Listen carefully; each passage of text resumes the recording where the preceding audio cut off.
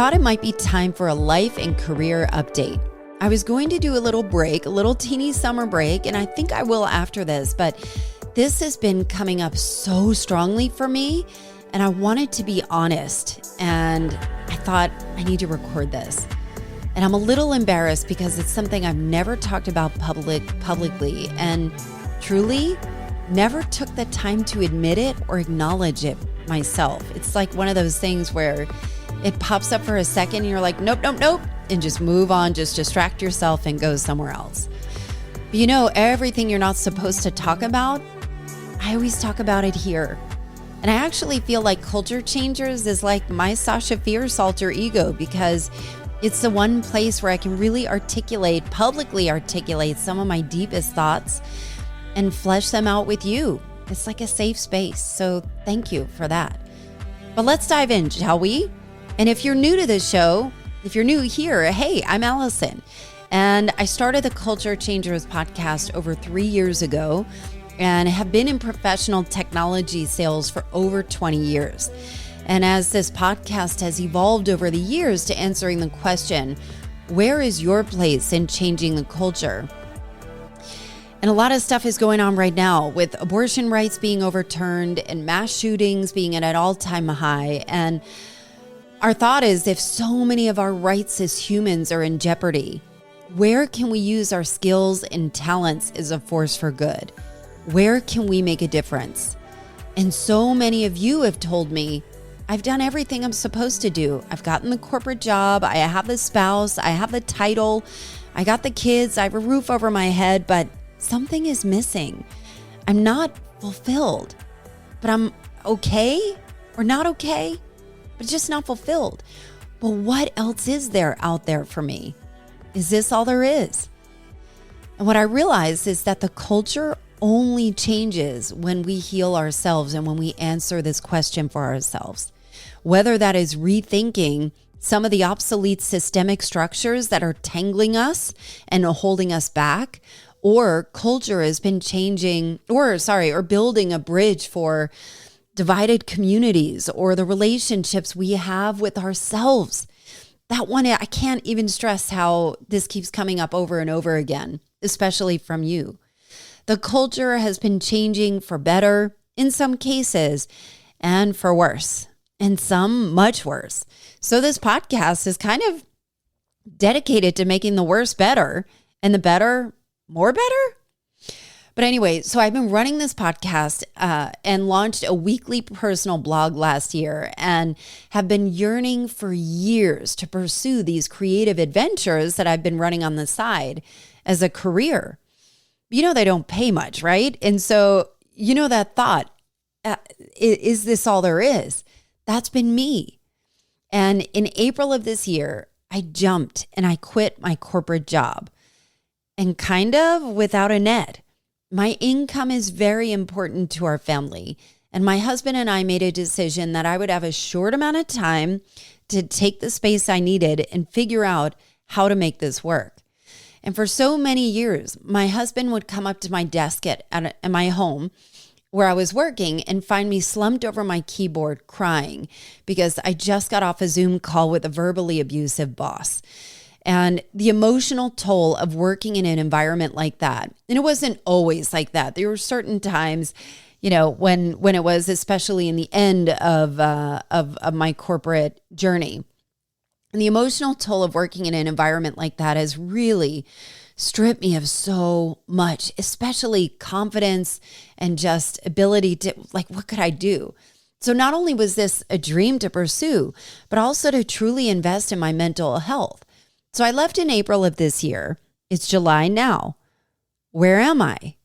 Well, I'm not doing great, to be honest. And it's really hard for me to say that out loud because my head is yammering. Yeah, but you have food to eat. You have shelter. You have people who love you. You have support. You have your health. Who the hell am I to complain? So when I first left my job, it took me 3 weeks of feeling like a piece of garbage, that I wasn't being productive enough or doing the right thing. And then I started to settle in and started enjoying some of the quieter moments and time to walk around in nature.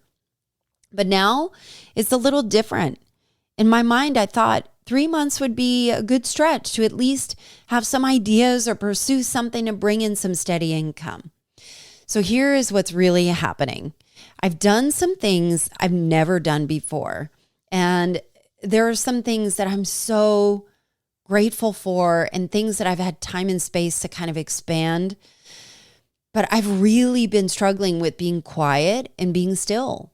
And over the years, I've invested in a lot of coaches and therapists of all different kinds, professional manifestation coaches, money and mindset coaches, spiritual, writing, podcast entrepreneur. I mean, it really runs the gamut. It almost is like, people, I don't have ADD, but people will say ADD, like, oh, look, a squirrel. That's kind of like how I've felt it. Like any idea that comes to my mind or any interest, I'm like, let me pursue it. Maybe that'll be my ticket out of here.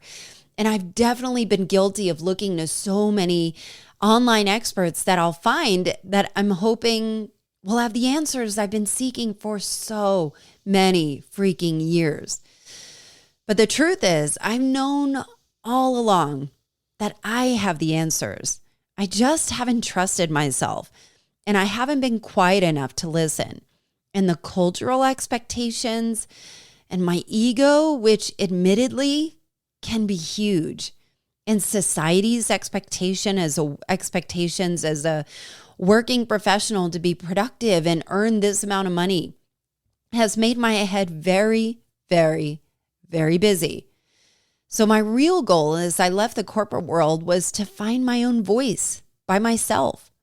I didn't want a career coach. I didn't want to pay any other people, any other voices other than my therapist. So I knew I had at least one objective outlet to at least run my mouth to throughout my journey.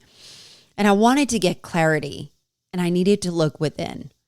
So I decided to do a solo evening at the Hike Inn in the mountains of northern Georgia. Hike Inn. Isn't that kind of a clever name? But let me tell you, I ain't no hiker, and I've never done anything like this by myself. But I felt like I was getting caught up in the daily minutia of being a mom and a wife with way more time on my hands, but a much shorter time to get stuff done due to driving kids around most days and having things scheduled throughout the day, whether they were doctor's appointments or doing whatever. So I thought, maybe I could take a solo trip somewhere to force myself to be more still, less distraction. But we are down one income right now, and I wanted to go somewhere safe for a woman, surrounded by nature and budget friendly. So I had a friend tell me about the Hike Inn. I'd never heard of it before. And this place has no roads to get there at all. You have to hike up there with all the stuff you'll need on your back on a 5-mile trek straight up. And it starts at the bottom of the Appalachian Trail. And when I started the climb, I was listening to some meditation music I found on Spotify. And after 15 minutes of listening, I'm like, well, this is dumb. So I took out my AirPods and I'm like, maybe I should just listen to nature, and maybe that soundtrack might be a little more effective. So it was, and I could hear bugs buzzing by my ears, and I could hear the birds and squirrels scurry about and deer rustling leaves. And it was something else this was so crazy for me. It was something else to not hear anyone else or even hear traffic. And I'm so used to going on these walks all over the city. You just can't escape from the sound of cars, even in the suburbs a lot of the time. But this was pure nature. It took me a minute to calm my nervous system down. What if a wild animal came out or some weird attacker? I've seen way too many horror movies and listened to too many true crime podcasts. But my body started to relax as I settled in and ascended up the mountain and got comfortable with my own thoughts by myself. And there were markers the whole way up for the hike in. And once I started to see the inn come into view, nestled in the woods in the middle of nowhere, I took a deep breath and thought, okay, I made it. Let's see what this evening holds. So at the Hike Inn, it's completely solar powered. It's a zero waste facility meaning whatever you bring up, you bring it down with you. It's super intentional. There aren't any trash cans anywhere. And there are compost toilets, which was actually really cool to learn about. It has running water and warm showers in a shared bathhouse, which was surprisingly really clean. And I had a private little bunk room with no outlets to charge your phone. No outlets at all. Why? There's no Wi-Fi on purpose on the whole property. More on that in a minute. But there were stunning views of these glorious vistas that were overlooking Georgia. And they took us on a tour of the inn, which was really lovely and so interesting to understand the history and how intentional and why and how it was put there. And my favorite part is that there were home-cooked meals prepared by a chef and served family style with other vagabond hearts that were staying there as well. There were probably only 20 cabin rooms total. And it was the best 2-star accommodations I could have asked for.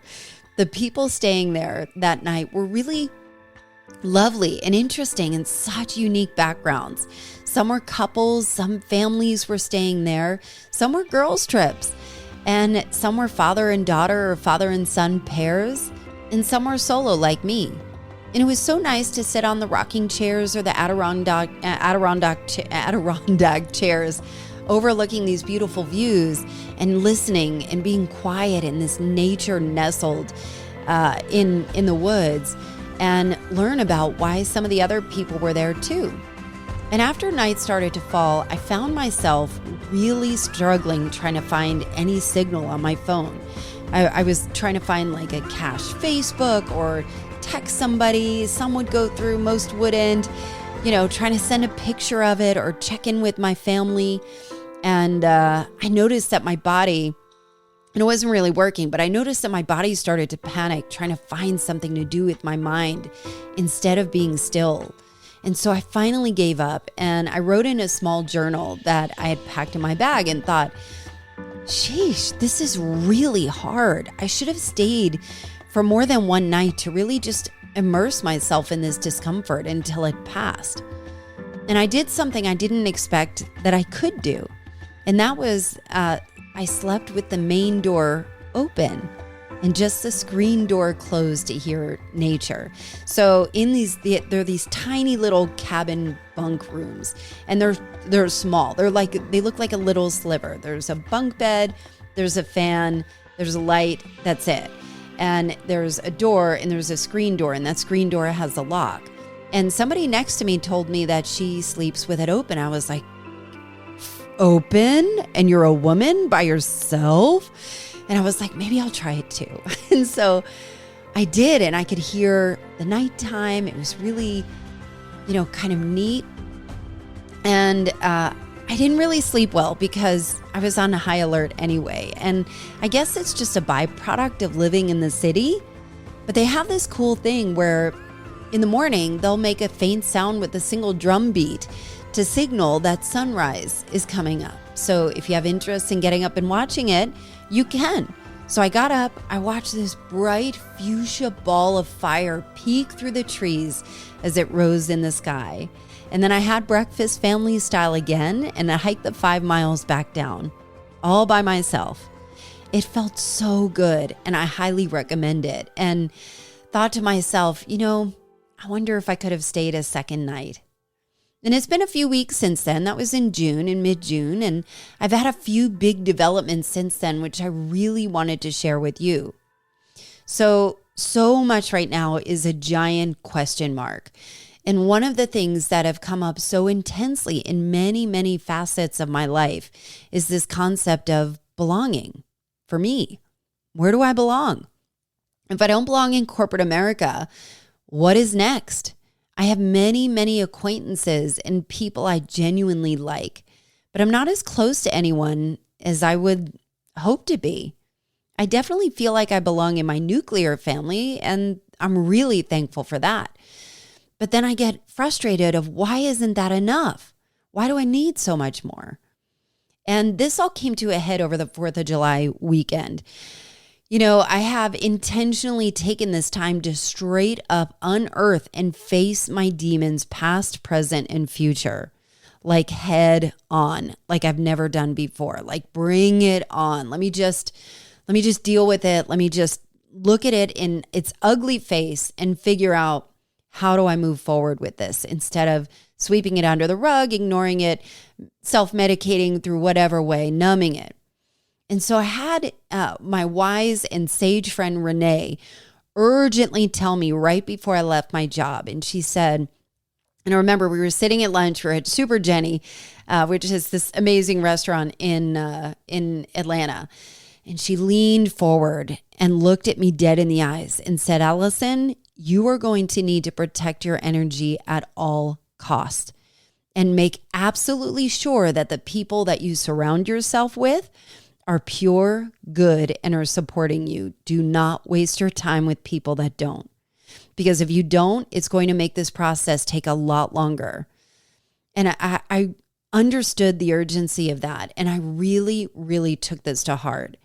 And I've started to let some of my guards down and deepen some friendships with certain people that have really proven themselves to be solid folks, people that I admire and respect and have fun with and feel heard with, and people that I see, they see me. I feel like I can be myself.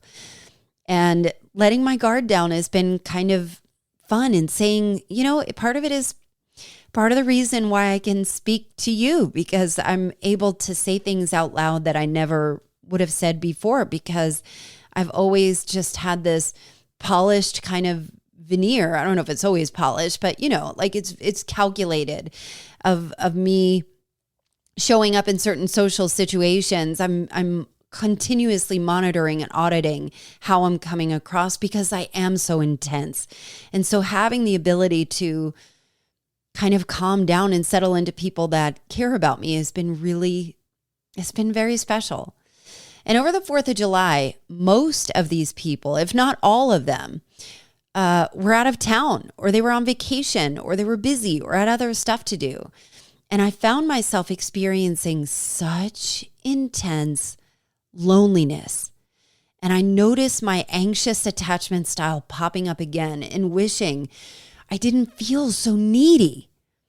And I'm naturally an extrovert. And historically, my close friends, I don't know why I always attract introverts. And so I am no stranger to having my feelings hurt constantly, because I want more time with them and they need to recharge. And so I found myself getting really sad that these people that I'm growing closer to kind of stuck on text anyway. And I'm getting into this vortex of insecurity of, why aren't they calling back? Or why aren't they answering the phone? Or why aren't they texting back? Why does it take them so long?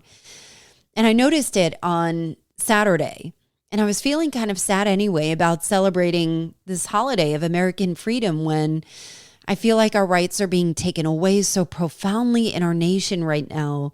And it felt like a betrayal, and one I haven't quite come to grips with. And on that Saturday, it was hot AF outside. And as a family, we spent the entire day binging Stranger Things with the kids. #superparents. My kids are under 10.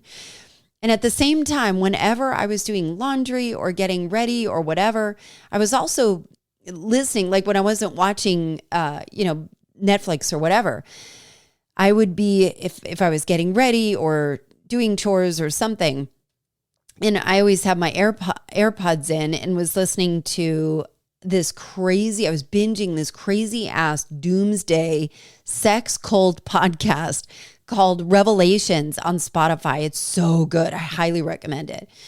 But, it's kind of heavy, like Stranger Things, doomsday sex cult podcast where, it was just crazy. And then I went out to the movies by myself. I went to the theater and watched Elvis, the Elvis movie, which is really sad and emotional too. So I know I wasn't exactly feeding myself with the most positive content, but I found myself wishing I could just talk to a friend or hang out or just be in conversation with someone. I was just experiencing this intense loneliness.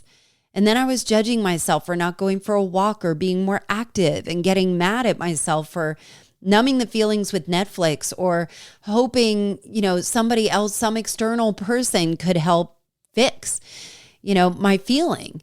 And that part was kind of crazy to think about, like I do have these people that I know and love and trust and know in my heart that, yes, if they were available, they would call me back. I logically wasn't taking it personally. I understand people have stuff to do, but it's easy to kind of get caught in these vortex of hell thoughts, or these vortex of insecurity. And I'm sure you must have had days like this too, right? But I've just never admitted it out loud. And it's embarrassing to experience such insecurities at this age too. And while I did go down the path of thinking, maybe these blossoming relationships that I've been deepening lately aren't as strong on their side as they are for me. And I knew that would subside. It always does. But this loneliness went on for a full week, which isn't really normal in my world. Usually I'll fill up the calendar nice and tight. I'll schedule the coffee dates, the walks, the meetings, the podcast interviews, the dance classes, have places to go, places to be back on that schedule because I am so used to that world and comfortable in that world. That productivity means I don't have to sit in discomfort, but it is a Band-Aid. And I started to get this feeling like, okay, all these people I care about, they have jobs and stuff to do. And now I'm sitting around with a blank calendar waiting for time to pass. And wow, I can't even describe what this feels like and the judgment that comes up so harshly in my mind. And then I stopped and I thought, wait a minute, this is where the rubber hits the road. I can't look externally to fix this. I know I can, but I need to sit in this discomfort. I am exactly where I need to be, right in the mess of it all, just sitting in the shit. This is required for where I need to go or where I want to go. And so I thought about my finances. I thought about getting a part-time job or figuring out, in the meantime, while I was figuring it out or figuring out my next move. And I can't wait to tell you my revelation about this. So I did start working with a career coach that was emphatically recommended to me by someone I trust.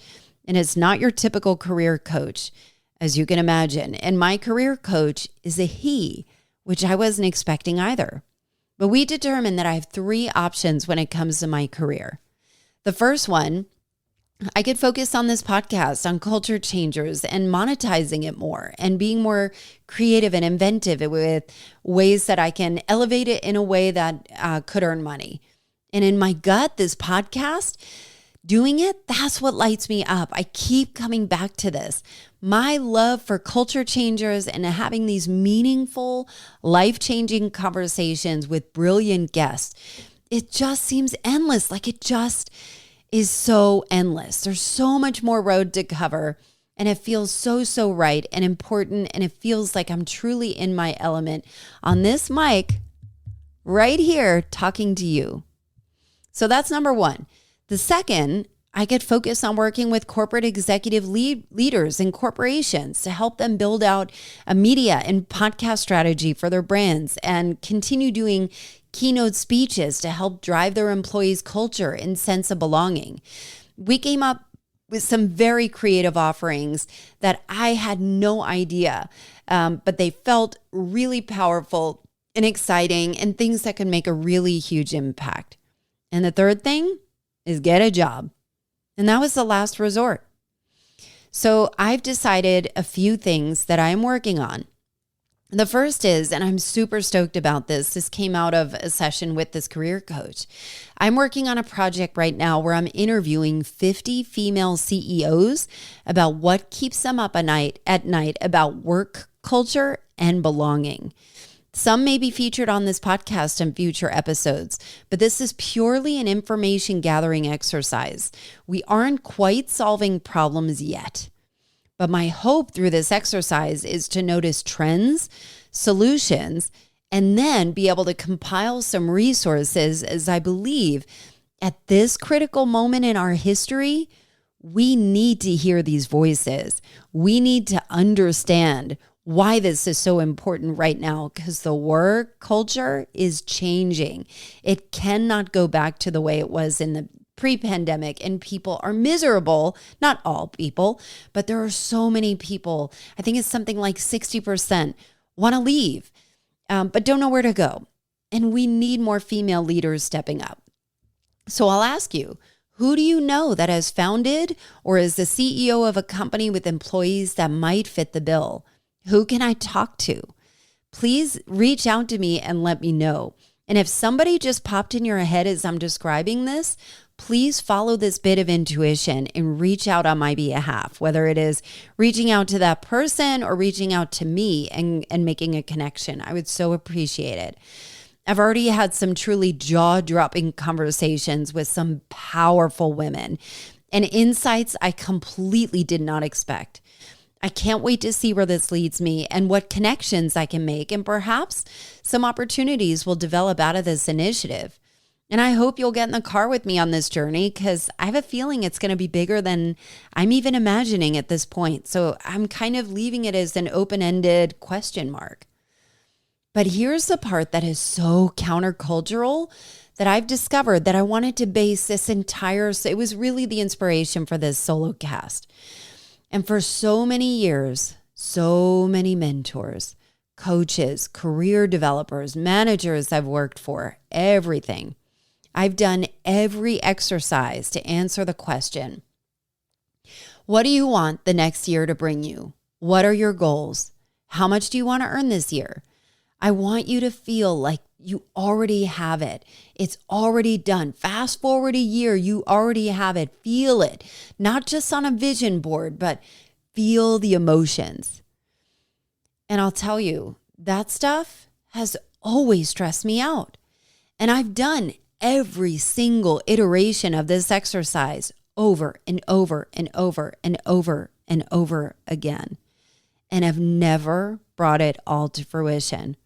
I mean, for sure, I have seen evolution and progress incrementally, but I would say that there's a certain sense of defeat that despite all my attempts and tens of thousands of dollars invested, and none of it has come to pass in the way I had imagined, hoped, felt, whatever, and all of the stuff that I've done is kind of disheartening.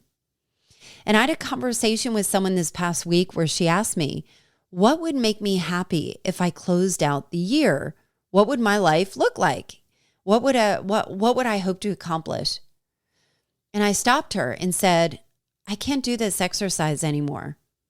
Yes, I believe goal setting is very useful, but for me right now, it's the anti-goal until I have clarity on a direction.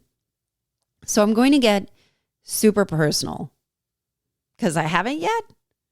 Anyway, no, like I'm going to get really personal now. And anyway, during this time, whenever I think, okay, I'm going to figure out how I'm going to make X amount of dollars this month, tiny little goals, things I can kind of focus on and get, start running at, my body immediately goes into freak out mode. I don't look at my bank account on purpose because it completely stresses me out. I mean, I look at it, of course, but I don't look at it. I try and avoid looking at it. And I'd love to sit around and manifest the millions and millions of dollars. But for the love of all that is holy, I have done this for so many years. And without sitting in the shit, getting still, feeling uncomfortable, not doing and being quiet, it's not happening. So how crazy is it that I've tried to force every idea that's come through my head into reality for the past 5 years? Just give me a direction and I'll run at top speed, and I may hit a wall and redirect. It's fine. I'm resilient. I'm a hard worker. I love being productive. But my answer lies in exactly the opposite. Quiet, still, listen, stop doing. The anti-goal, no goals, just being.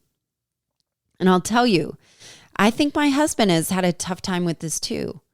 Even though he probably wouldn't say it out loud, his mother was a badass. My mother-in-law was a badass boss lady.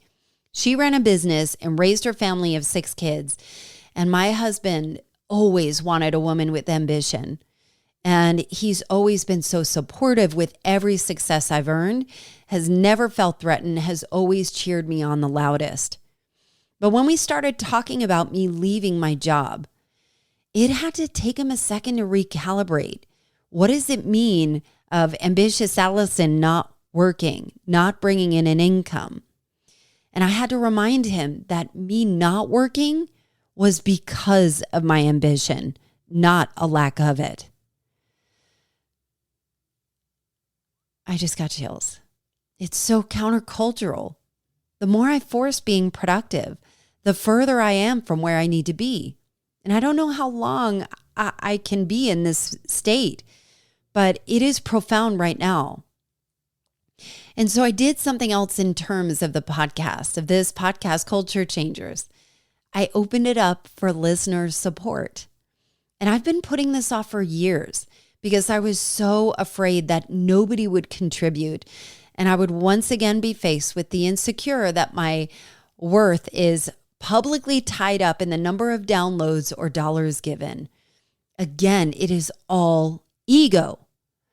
But then I say that like knowing, being self-aware. I understand my ego is huge.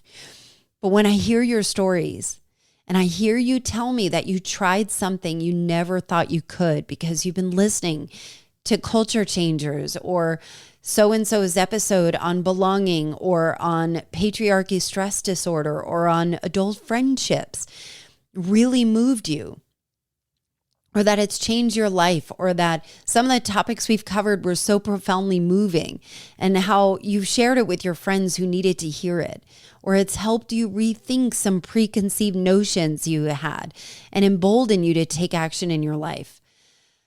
It's pretty valuable. And I'll tell you, being on this side of the microphone recording, this is a recording. It's not live. I don't have feedback.